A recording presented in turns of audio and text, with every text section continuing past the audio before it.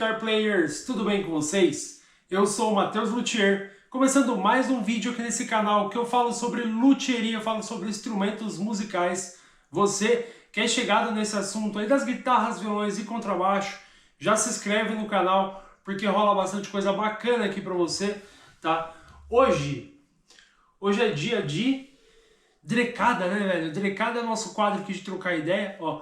Tô com bastante perguntinha aqui que vocês me mandaram lá no Instagram, né, para responder. Lembrando que toda terça e quinta tem vídeo aqui no canal. Quinta-feira é algum vídeo ali na bancada, onde eu mostro algum review, customização, manutenção de instrumento. Um vídeo mais mão na massa, né? E terça-feira é pra gente trocar essa ideia aqui, como vamos trocar ideia hoje, né? Bom, enfim, se inscreve no canal, deixa o like, dá essa força aí pra mim continuar trazendo conteúdos aqui semanalmente, tá? Vamos para a primeira perguntinha de hoje aqui. Quem mandou foi o Janilson Batista da Rocha. Ele mandou o seguinte: qual é melhor, instrumento ativo ou passivo? Cara, qual que é melhor é realmente relativo, tá ligado? É muito relativo. Por exemplo, falando de contrabaixo, né?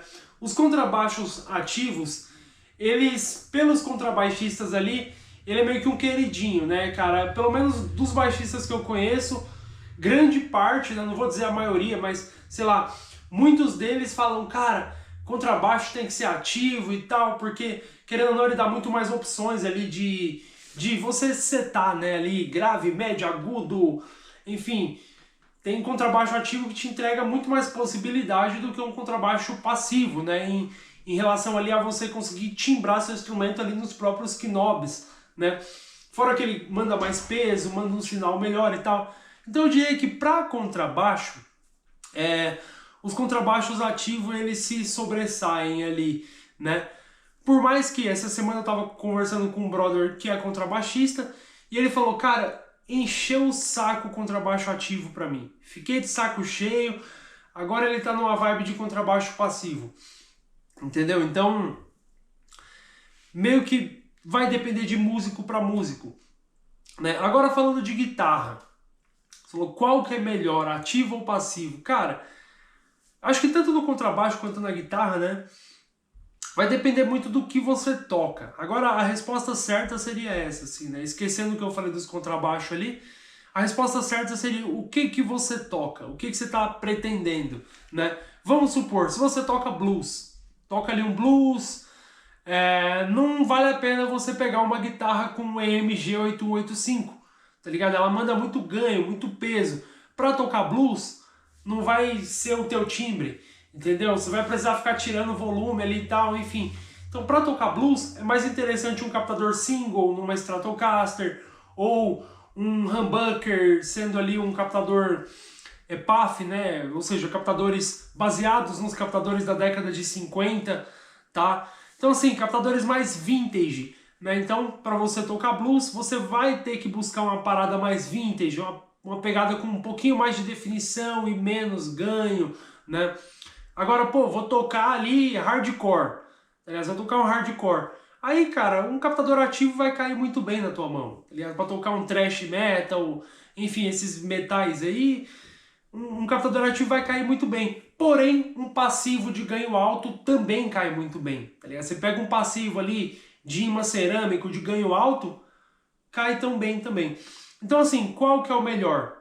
Ativo ou passivo? Vai depender de cada indivíduo, tá ligado?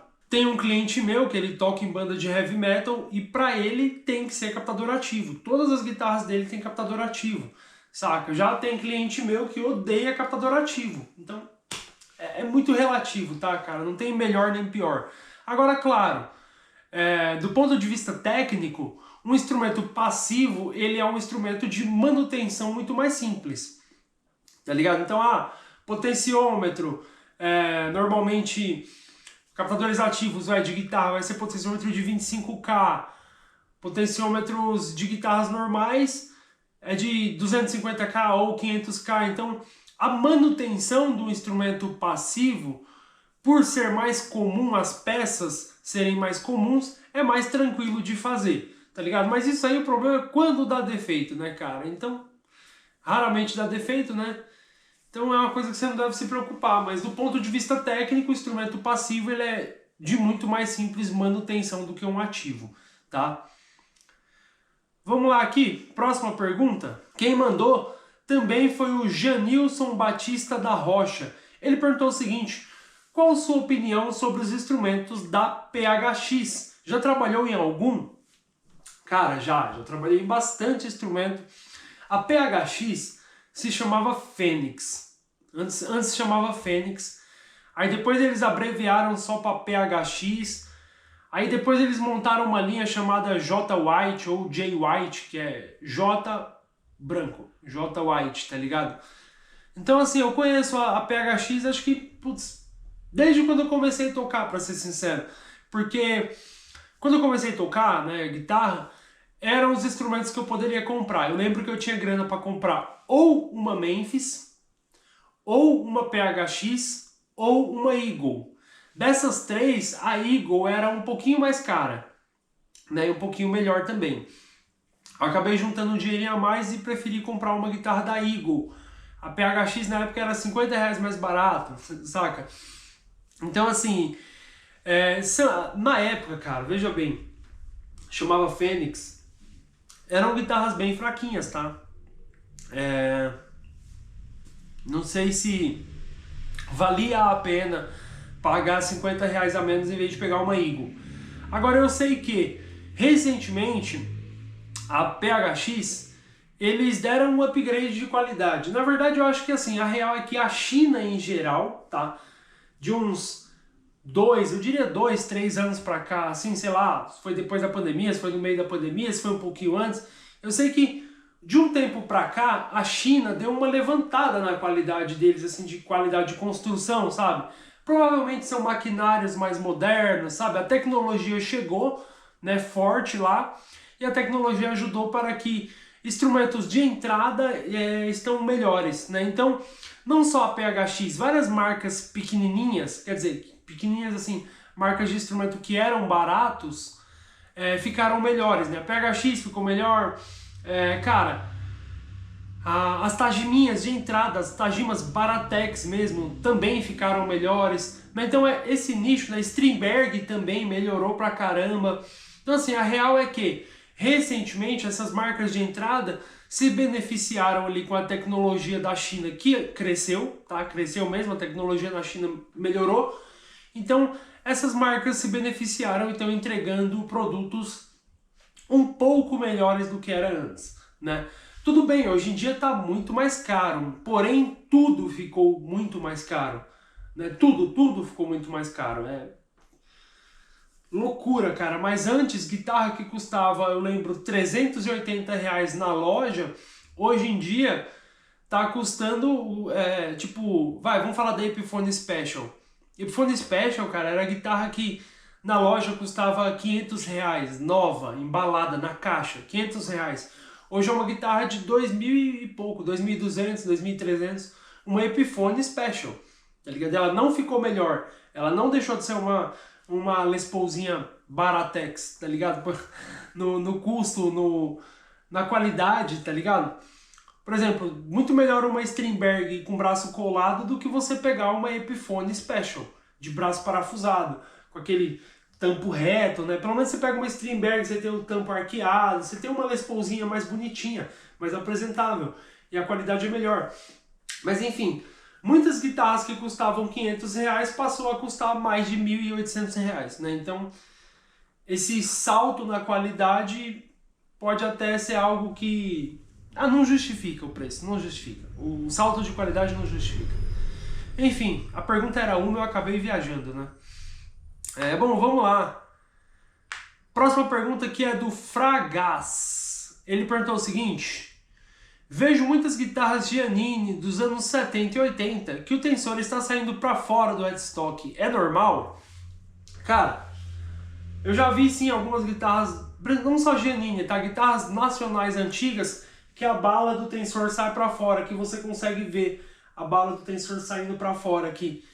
Sim, se for o modelo que saiu original de fábrica, sim, é normal, porque eu tô ligado que eles usavam um tensor maior do que precisavam, então a bala do tensor ficava saindo para fora aqui.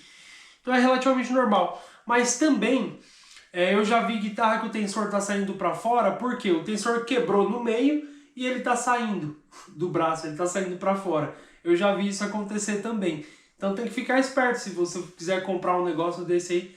Tem que testar o tensor, ver se ele tá funcionando ou não, tá?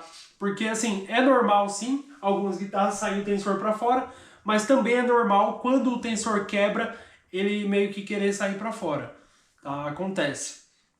Vamos lá. Próxima pergunta aqui. Quem perguntou foi o Leonardo G. Nutzman. Ele mandou o seguinte: top 3 modelos mais bonitos de guitarra. Os 3 modelos mais bonitos de guitarra, na minha opinião, vou falar rápido aqui: Les Paul, Stratocaster e Explorer, tá? Les Paul, Stratocaster e Explorer. Essas 3 são o top 3 para mim, o top 3 mais bonito, tá? E a Les Paul e a Strato, elas dividem muito ali a primeira posição. Tem dia que eu acordo e eu falo, pô, a Strato é mais bonita. Aí tem dia que eu acordo e eu falo, não, a Les Paul é mais bonita. Então depende, cara. Na minha cabeça elas estão muito por igual, assim, e depende do que eu estiver ouvindo no dia. Se eu estiver ouvindo o Jimi Hendrix, eu prefiro a Strato. Se eu estiver ouvindo o Led Zeppelin, eu prefiro a Les Paul. Então, enfim. Eu acho que são essas 3, pra mim, né? Vamos pra próxima aqui? Pelo menos na minha opinião, tá, cara? A opinião é relativa. Ele falou, Leonardo, também é do Leonardo Gutzman. Ele perguntou o seguinte: top 3 modelos mais feios de guitarra. Cara, quais são os 3 mais feios? Cara, sabe o que eu acho muito feio? Aquelas Rickenbacker, aquelas guitarrinhas da Rickenbacker. Os contrabaixos passa de ano. Os contrabaixos eu acho ok. Mas as guitarras da Rickenbacker, meu irmão, é muito feio. Agora... velho, eu vou deixar vocês completarem, vai. Top 3 modelos mais feios de guitarra. Comenta aí. Porque eu acho que eu já fiquei muito... Eu já me tornei muito tolerante para modelos de guitarras, para ser sincero, tá? Antigamente, pô, sei lá, 8, 10 anos atrás, eu achava a Telecaster insuportável de feia. Eu olhava a Telecaster e falava, mas é muito feia essa guitarra, é muito feia, né? Eu achava a Les Paul feia também, na mesma época, só que eu não achava a Les Paul tão feia quanto a Telecaster, tá ligado? Eu achava a Les Paul feia, mas não tão feia quanto a Telecaster, saca? Mas hoje em dia eu já adoro a Telecaster. Por exemplo, a Telecaster estaria no meu quarto, na quarta posição ali, né? Tipo, eu falei as 3 primeiras, né? A quarta seria uma Telecaster. Mas eu já detestei muito a Telecaster, assim, achava muito feia. Depois eu comecei a pegar um certo gosto por ela, hoje eu acho linda. E tem dia que ela sobe ali na posição ali, concorrendo com a Explorer, a terceira posição. Então, modelos feios, eu já achei, muita guitarra que eu já achei feia, hoje eu acho bonita. Então não sei te dizer o top 3 mais feio. Eu sei que as guitarras da Rickenbacker tá ali em cima, ali, tá no... guitarras feias ali, tá no top, tá, velho? Então assim, por favor, comenta aí você o seu top 3 de guitarra mais feia. Qual o modelo? Independente de qual que você acha, tá? Se você achar Les Paul, Strato e Explorer as mais feias, comenta aí que eu quero saber. Então, deixo essa missão para vocês responderem nos comentários, tá, velho? Eu não vou falar o top 3 mais feio aqui, porque eu ia demorar muito tempo tentando lembrar coisa e eu preciso agilizar essa gravação. Então, lição de casa para vocês, comenta qual o top 3 guitarras mais feias na sua opinião. Próxima pergunta aqui, Leonardo Gutzman perguntou o seguinte: em troca de captador, como eu devo saber se trocar o potenciômetro? Cara, veja bem, se você estiver trocando um captador single por um captador humbucker, provavelmente a sua guitarra original com captador single, ela vai vir com um potenciômetro de 250K. Se você colocar um humbucker, vai pedir para instalar um captador de um potenciômetro de 500K. Então, se você tinha um single, tem potenciômetro de 250K, coloca um humbucker, é bom que você coloque um potenciômetro de 500K. Se você tem um humbucker com potenciômetro de 500K e você vai colocar um single, você tem que colocar o potenciômetro de 250K. Quer dizer, não é que você tem que colocar, mas é o recomendado, tá? O recomendado, essas são as recomendações técnicas milenares passadas pela luthieria, tá ligado? Então, basicamente isso aí. Ou, vamos supor, você vai trocar o captador da sua guitarra. E aí você repara que seu potenciômetro já tá meio gasto, já tá meio... Saca? Quando ele tá girando muito mole, tipo assim, você esbarra nele, ele já começa a girar, ou você gira e ele faz muito chiado, né? Quando você gira o potenciômetro e ele faz um chiado, pode ser sujeira. Aí você pode pegar um limpa-contato, limpar ele, gira um pouquinho para tirar a sujeira. Normalmente o barulho, o tch, ele some, tá? Mas se não sumir, significa que o potenciômetro já está gasto, né? Então se você tem um potenciômetro que mesmo depois de limpo, ele continua chiando, né? Ou às vezes você dá uns toquinhos nele assim, ele para de funcionar, né? Você dá uns tapinhos no potenciômetro e ele corta o som. Isso já é um sinal de potenciômetro que está no bico do corvo, tá ligado? Já está quase morrendo mesmo, entendeu? Então, se você precisar trocar seus potenciômetros por defeito, haverão sinais. Você vai perceber isso, tá ligado? Então, meio que isso aí. A próxima pergunta aqui é do Leonardo Gutzman. Ele perguntou o seguinte: o que acontece se eu trocar de single para humbucker e não trocar o potenciômetro? Cara, veja bem, eu acabei de falar, né, que em humbucker você usa potenciômetro de 500K, em single você usa potenciômetro de 250K. Por quê? Por que que isso acontece? Cara, o humbucker ele normalmente tem um som mais escuro.